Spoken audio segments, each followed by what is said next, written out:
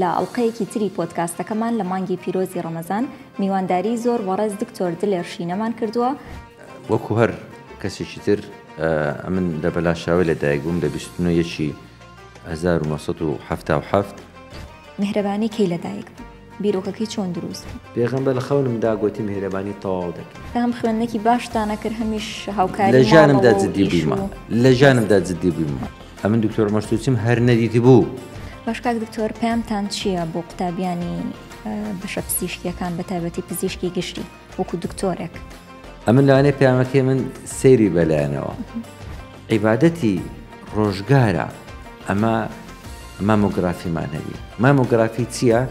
ئەشعەکە لە بۆ مەمچی ئافرەتان بەکاردێ، لە بۆ دیاریکردنی سەرەتانی. ئەمن عاشقی ئیشەکەی بیمە، یعنی ئەوەش لە سفێر بوومە ئەو عاشقاتە لە پێغەمبەری. ئەم نێک مەشەدی بابم دەجێڕمەوە کە چەند حەزی لە خێرێ بووە لە کۆچڕەوەکەی. زۆرترین نەشتەرگەری لە ژانم کردبم بەردی زەرداوی بوو، لەوانەیە تا ئێستا کە 5,000م کردی بیت. ئەو خاڵەی من خاڵەکەمی لێبکانە، ئەو خاڵەیە بە قانونی بە نیظامی طبی سەرەتانە. ئەمە تقریبا 840 عملیاتمان کرد لە وەجبە یەکەم و دووەمی عملیاتی سلیڤی. ئەو 840 عملیاتی کەسیان نەمردن.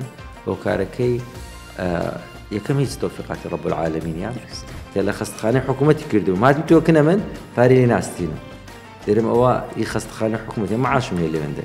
ئەمە شتێکی دەبینین تەوفیقاتی ڕەب العالەمین شتێکیکەی لێ ئەوەی باز دەکەم ئازایەتی من نەبووە. ها ئەمن 25,000 لە بەرچی بۆچی چوونە ئیستثماری کوڕم هەبوو، بەڵام کچ و کۆر ئارد و ئاسمانی فەرقە.